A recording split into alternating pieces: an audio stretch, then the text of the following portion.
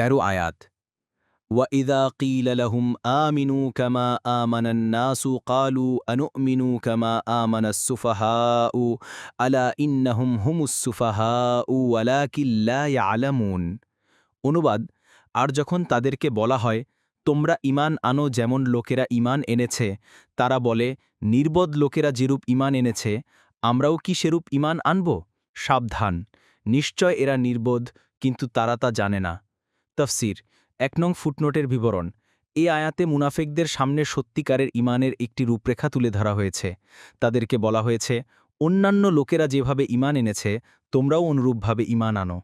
এখানে নাস শব্দের দ্বারা সাহাবীগণকে বোঝানো হয়েছে, কেননা কুরআন নাজিলের যুগে তারাই ঈমান এনেছিলেন, আর আল্লাহ তাআলার দরবারে সাহাবীগণের ঈমানের অনুরূপ ঈমানই গ্রহণযোগ্য। যে বিষয়ে তারা যেভাবে ঈমান এনেছিলেন অনুরূপ ঈমান যদি অন্যরা আনে তবেই তাকে ঈমান বলা হয়। এতে বোঝা গেল যে সাহাবীগণের সমষ্টিগত ঈমানই ঈমানের কোষ্ঠীপাথর। তাদের অনুসরণ করেই পরবর্তীরা ঈমানের অধিকারী হয়েছিলেন। সাহাবীদের ঈমানের মূল মন্ত্র ছিল আল্লাহ, ফেরেশতা, কিতাব, রাসূল, মৃত্যুর পর পুনরুত্থান, জান্নাত ও জাহান্নাম সংক্রান্ত যাবতীয় বিষয়াদির ওপর পরিপূর্ণ বিশ্বাস, অনুরূপভাবে আল্লাহ ও তার রাসূলের পূর্ণ আনুগত্য। সুতরাং তাদের মতো ঈমানই সবার মধ্যে পাওয়া যেতে হবে। তাফসীর ইবনে কাসির। 2 নং ফুটনোটের বিবরণ। এই যুগের মুনাফিকরা সাহাবীগণকে বোকা বলে আখ্যায়িত করেছে। বস্তুত এ ধরনের গোমরাহী সর্বযুগেই চলে আসছে। যারা ভ্রষ্টকে পথ দেখায় তাদের ভাগ্যে সাধারণত বোকা, অশিক্ষিত, মূর্খ প্রভৃতি আখ্যাই জুটে থাকে।